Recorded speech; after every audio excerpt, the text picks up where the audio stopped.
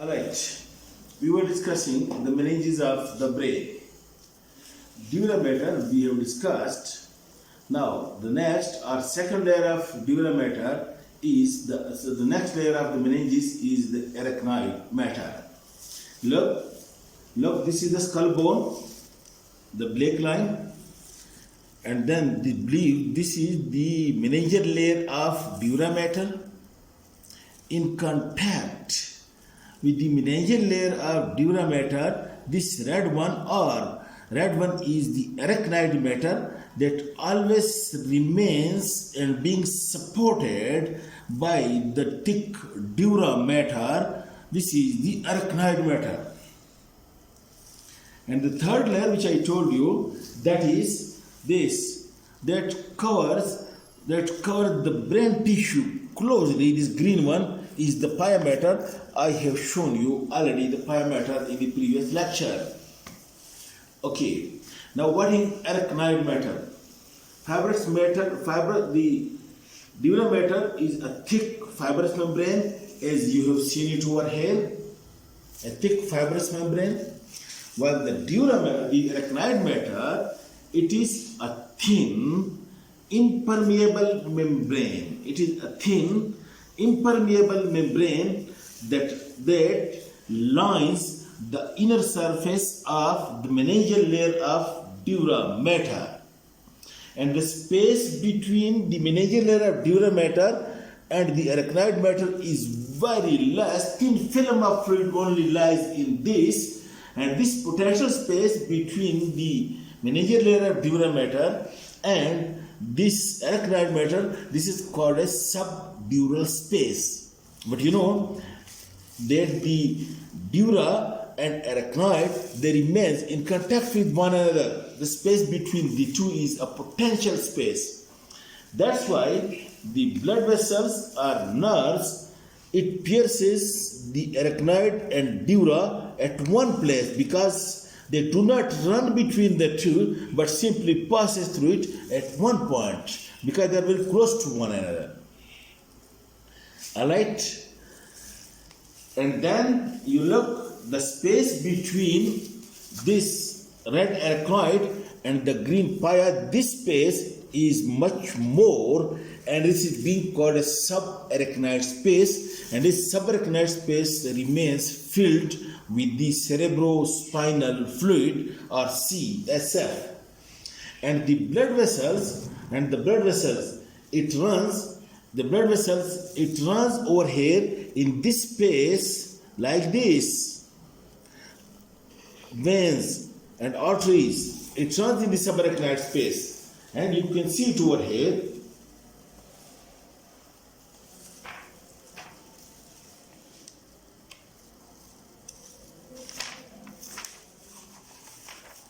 Look closely. You can see this is the skull bone, which you removed, and then you can see over here these blood vessels that lies over the pia mater between the dura and arachnoid.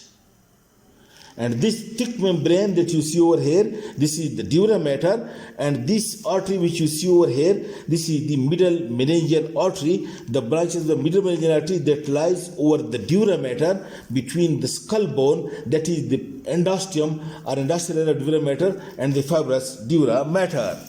And over here now, you look, the dura mater is being again cut. Look, this is the skull bone, and see the dura mater. We cut over here and reflect it. Now this is combined dura and arachnoid, because you know the arachnoid and dura are in contact with one another. And now you can see these big veins running between the arachnoid and pia mater in this space, while when it reaches to the arachnoid and dura, it pierces through it. It does not run between these two. While over here, our vessels, it runs between the arachnoid and the pia mater. And the space is being filled with the CSF, always remains filled with the CSF. And this, as I told you previously, these membranes and the fluid, it provides a cushion for the brain to prevent it from injury. Alright. Now in some areas, what happens? You look, let me say, this is the superior sagittal sinus in the dura mater, having the blood, and then deep to it, you can see the arachnoid matter. In some areas, the folds of arachnoid matter project through the dura mater to enter into the venous sinuses, and it is said that the CSF which lies over here, it passes through these folds and oozes from over here into the sinuses, especially the superior sagittal sinus. And this fold of arachnoid matter, this part which is permeable and which enters into the sinuses, especially the superior sagittal sinus, these folds are being called as arachnoid villi. Arachnoid villi are folds of arachnoid matter that pierces through the dura to enter into the venous sinuses, and these folds are permeable, and the CSF oozes from the walls of these villi to enter into the venous sinuses, especially the superior sagittal sinus. And you look over here, you can see this one. Look, this fold from the close, and this fold which you can see over here, this is the arachnoid villi, or arachnoid also called as arachnoid granulations only. Okay, only when the arachnoid villi in the young age, usually these villi from the arachnoid into the superior sagittal sinus, they remain separate, discrete, and they are being called as arachnoid villi. But with the age, what happens? Many arachnoid villi unite with one another like this, and it forms such a structure, and now it is being called as arachnoid granulations. You look over here, this is the dura mater, and this is the superior sagittal sinus, and you can see this small flower-like structure, these one over here, the small nodules, these are actually the arachnoid granulations or arachnoid villi. Alright. These arachnoid villi or granulations, these are used to put the CSF from the subarachnoid space into the venous sinuses, especially superior sagittal sinus. Okay, and now the arachnoid matter then covers all around the inner of the skull and the inner of the fibrous layer of the meningeal layer of dura mater, and then this arachnoid matter becomes through the foramen magnum continuous with the arachnoid matter of the spinal cord. Okay, the dura mater also, the pia mater also, and the arachnoid matter also passes from the brain through like this. Over here you can see, this is the pons medulla and this is the spinal cord, then the pia mater, this arachnoid matter and this dura mater all become continuous with the meninges of the spinal cord through the foramen magnum. Alright. Now note one point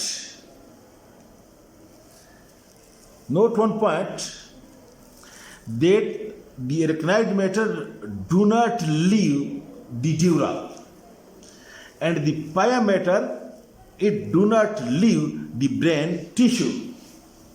Alright, and you can see this pia matter, look, this membrane, look, it invaginates into the sulci and depressions as well, this white membrane, while the arachnoid matter, it lines the skull from the inner side and do not enters into this sulci or depressions, but simply bridges over it. Let me say, this is one sulcus, now the pia mater will go in and then come out, while the arachnoid mater will simply pass over it and will bridge this sulcus or this groove. The one is this point. Secondly, at the base of the skull over here, you already know, you look, there are many spaces. The pia mater, it comes over here like this and over here like this, and from this side it enters and then become like this, while the arachnoid matter, it simply passes along with the skull bone. And now what you see, what will be the condition? You look over here also, that because the pia is in contact with the brain and the arachnoid is in contact with the skull bone or with the meningeal dura mater, that's why at the base of the skull, where there are incongruity between the arachnoid and the pia and arachnoid, big spaces are being formed over here. And these big spaces, the part of the subarachnoid space and area, it becomes very big because of the incongruities between the brain structure. Just like look over here. Look, this is the cerebrum, this is the midbrain, this is the pons, and this is the medulla, this is cerebellum. Okay? Now the arachnoid matter, it runs like this, while the pia matter, it comes over here like this and then close to this cerebellum like this and then come out. In this way, over here you can see one of the big space between this pia, this one, while arachnoid is over here, space is being formed. In this way, many spaces are being formed between the arachnoid and dura mater, and these big spaces between the arachnoid and dura mater, they are being called as cisterns. CIS, these are being called as cisterns. Cisterns are what? It are the big spaces between the arachnoid and pia mater, especially at the brainstem, where there is incongruity or insimilarity between the arachnoid and pia. Because you look, the pia is in contact with the brain tissue like this, while the arachnoid is in contact with the skull bone, and this way the spaces are being produced. And these spaces are being called as subarachnoid cisterns. Okay. Now one of the cistern, look again over here. Look, this is the midbrain, this is the pons, this is the medulla oblongata, this is the cerebellum. And look, over here is coming the arachnoid matter, while the pia mater is in contact with the cerebellum and with the cerebrum. That's why between the pia over here and the arachnoid over here, this big space is being produced on the undersurface of the cerebellum and on the dorsal side of the medulla oblongata. This is medulla oblongata frontal side, this is pons medulla, and this is dorsal side. Over here, a big space is being formed, and this big space is called as cerebellomedullary cistern or cisterna magna. You can see over here. Look, the pia mater comes like this, then like this, enters into this space, and then becomes continuous size. While the arachnoid mater passes directly like this. In this way, this space which you can see over here.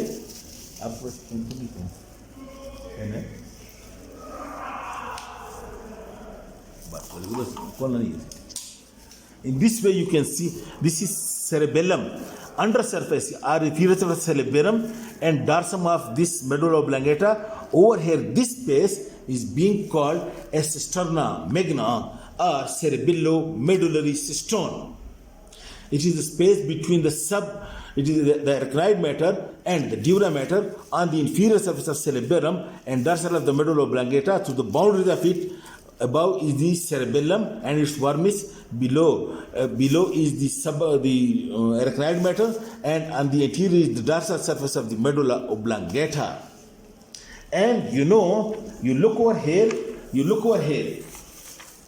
Look, this cavity, this tent-shaped cavity, this is fourth ventricle. Now over here, at the midpoint of the fourth ventricle, there is one foramen at the midpoint like this.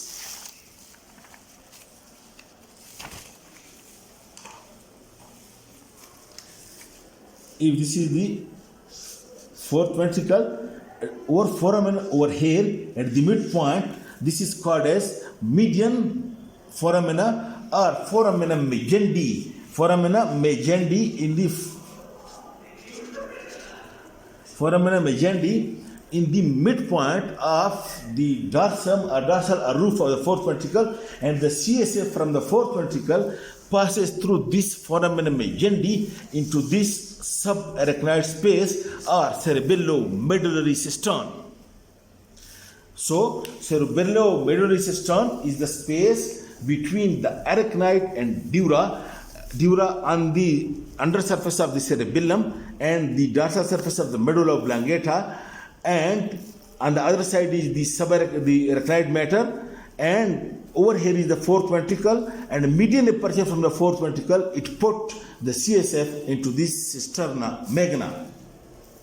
And you already know the two blood vessels ascend upward. They are the vertebral arteries. These vertebral arteries ascend one on each side of the spinal cord and medulla oblongata, and these two vertebral arteries and its branches from the upper posterior and inferior cerebellar artery, these are the contents of this cisterna magna. The contents of over two arteries, cisterna magna, okay? These are the contents of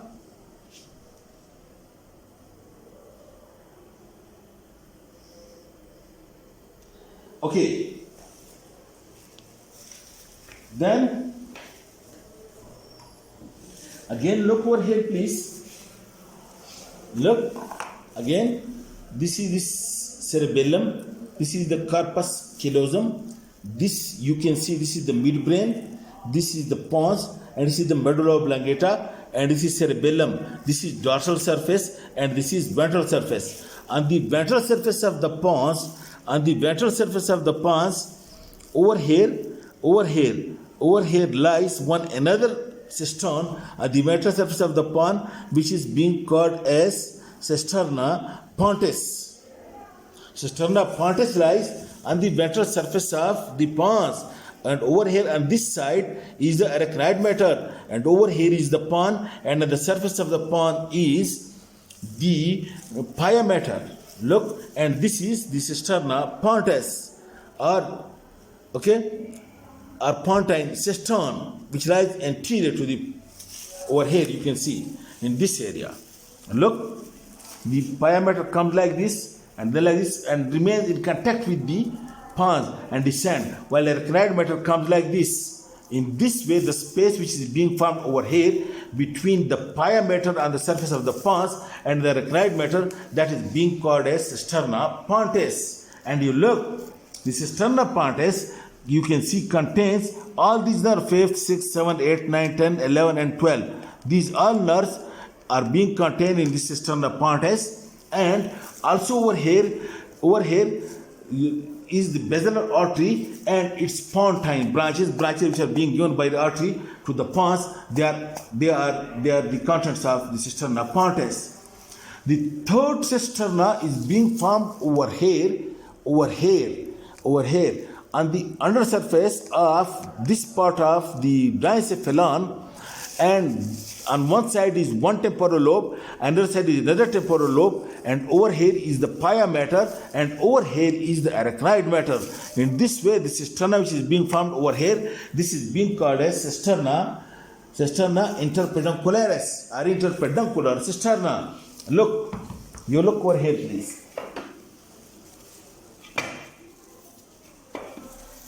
This is one crus cerebri.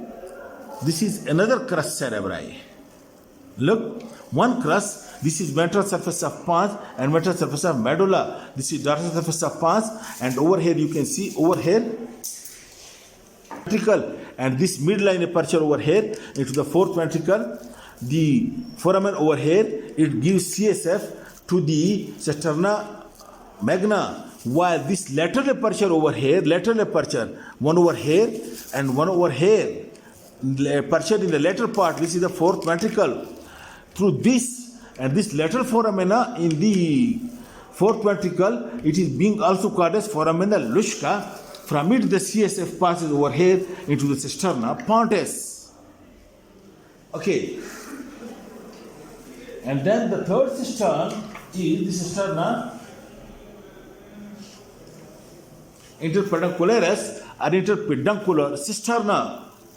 This cisterna lies between this one cerebral peduncle and this another cerebral peduncle, and superiorly our roof is being formed by the floor of the third ventricle and the mammillary body. You can see over here these two small nodules, these are mammillary bodies, and then this is the infundibulum and this is the floor of the third ventricle. It makes the roof of the interpeduncular cistern over here, and this cistern, then you look over here, it is interpeduncular cistern. This one you can see, this is crus midbrain, and that's another side, and you can see over here this is one crus, this is another crus, and then the arachnoid matter, they stretch from one temporal lobe to another lobe. They stretch over here. This forms the floor of this cisterna.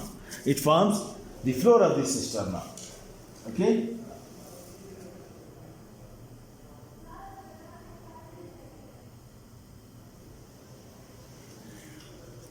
Now this cistern over here, interpeduncular cistern, the boundaries inferiorly is the arachnoid matter which stretches from one temporal lobe to another lobe, and on each side is the crus cerebri which I have shown you, and superiorly is the mammillary body and the infundibulum which is the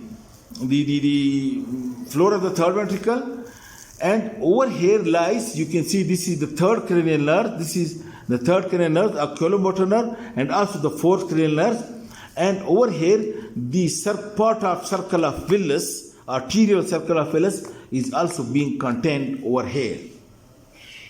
Alright, and then the fourth cistern are being called as cisterna chiasmatica. Look, this is one optic lobe, this is one optic nerve, this is another optic nerve. The two make a chiasma over here. This is being called as optic chiasma. Yes, it is. Look, this is one optic nerve, this is another optic nerve, and the two unite with one another, and this is called as cisterna chiasma. And just in front of it over here lies the cisterna chiasma, that in front of the optic nerve chiasma, and over here the anterior part of the circle of Willis is being present. And in addition to that, some people consider some small cisterna. For example, one cisterna may be present over here, in this sulcus, lateral sulcus, over here, because the pia mater dips into it while the arachnoid mater comes. This is called as this cisterna of the lateral sulcus. Then somewhere inside one vein, and that is the cisterna of great cerebral vein. Some people consider it.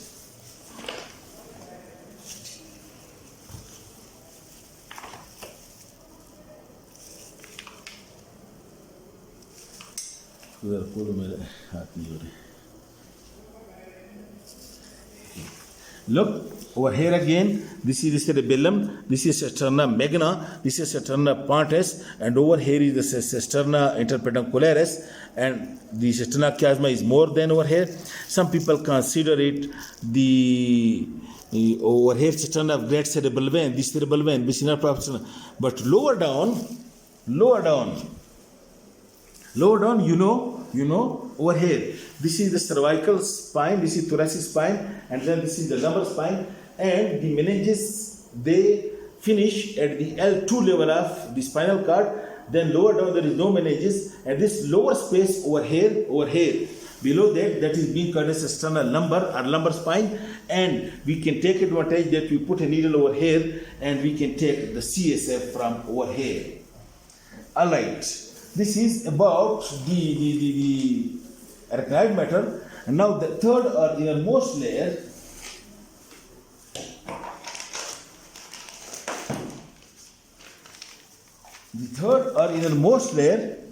this green one, this is the pia mater. The pia mater is a thin membrane that closely cover the nervous tissue and enter into all sulci and gyri and never leave the nervous tissue, remains with it, while the arachnoid and dura mater do not enter into sulci and gyri. It is a thin membrane and it lies and it closely covers the brain tissue, as I have shown you over here, this one, and it enters into the sulci and gyri and never leave it.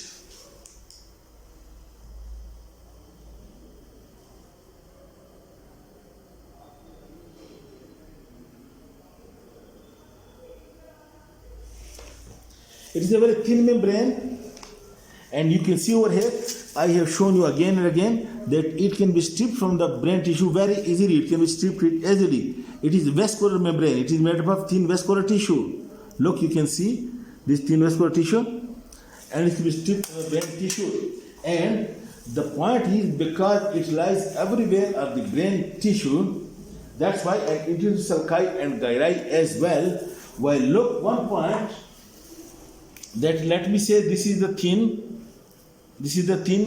pia mater, and this is the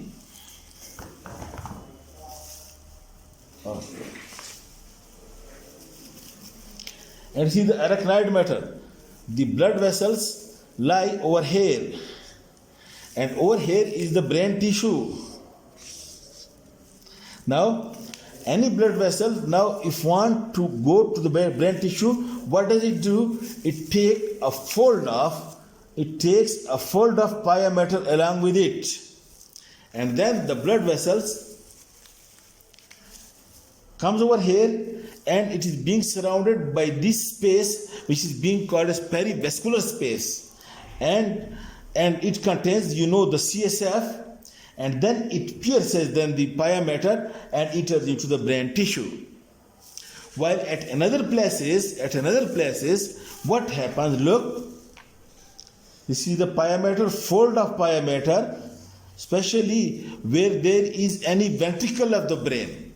What happens? That fold of pia mater along with the tuft of capillaries, that is many capillaries, and the surface is being lined by secretory epithelium cells. This fold of pia mater along with tuft of capillaries and this secretory epithelium combinedly, it is being called as choroid plexus. And this choroid plexus is being responsible for the formation of CSF, cerebrospinal fluid. The capillaries over here, it pushes the blood.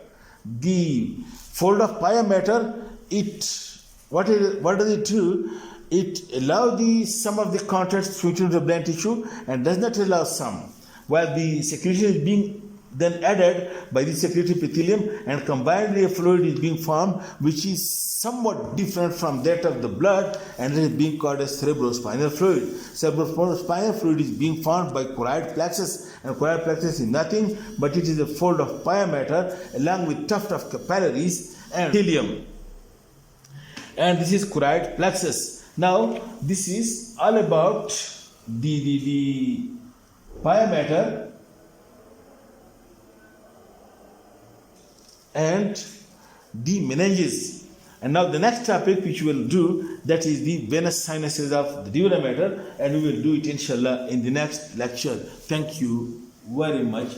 This, if I think you studied properly, study it today. If any difficulty, you please ask me many questions, any queries or any difficulty, I will help you to explain. Thank you very much.